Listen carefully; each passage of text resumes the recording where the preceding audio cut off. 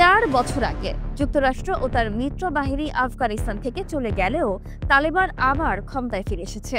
এই নতুন বাস্তবায়ন তালেবান সরকার বিশ্বব্যাপী সম্পর্ক বাড়ানোর প্রচেষ্টা চালিয়ে যাচ্ছে, তবে এখনো তাদের আন্তর্জাতিক স্বীকৃতি মেলেনি।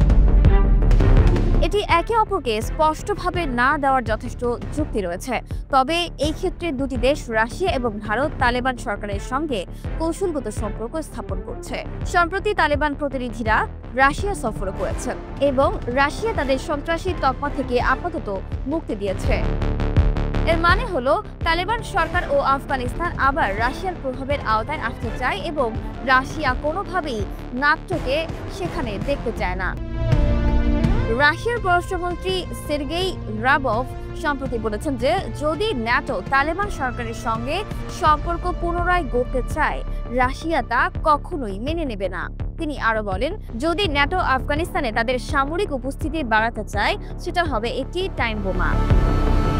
লাভরভের এই মন্তব্যের পটভূমি হলো মার্কিন প্রেসিডেন্ট ডোনাল্ড ট্রাম্পের কথা, যেখানে তিনি বলেছেন যুক্তরাষ্ট্র আফগানিস্তানের বাগরাম বিমান ঘাঁটি পুনরায় নিয়ন্ত্রণ করতে চায়, যাতে চীনের পরমাণু কর্মসূচির উপরে নজর রাখা যায়। তবে এখনও এটি নিশ্চিত নয় যে ন্যাটো আফগানিস্তানে সামরিক সমাবেশ ঘটাবে কিনা।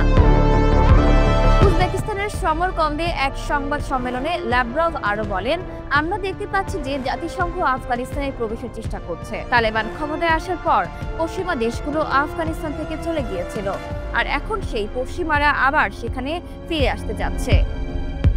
তিনি বলেন, যদি তালেবান সরকারের সঙ্গে সহযোগিতামূলক সম্পর্ক স্থাপন করতে হয়, তাহলে তাদের সন্ত্রাসী তালিকা থেকে বাদ দেওয়া প্রয়োজন। লাভরভ আরো বলেন, তালেবান এখন কাবুল চালায় এবং এই বাস্তবতা মেনেই আমাদের তাদের সঙ্গে কাজ করতে হবে। এখানে আদর্শিক বিষয় মুখ্য নয়।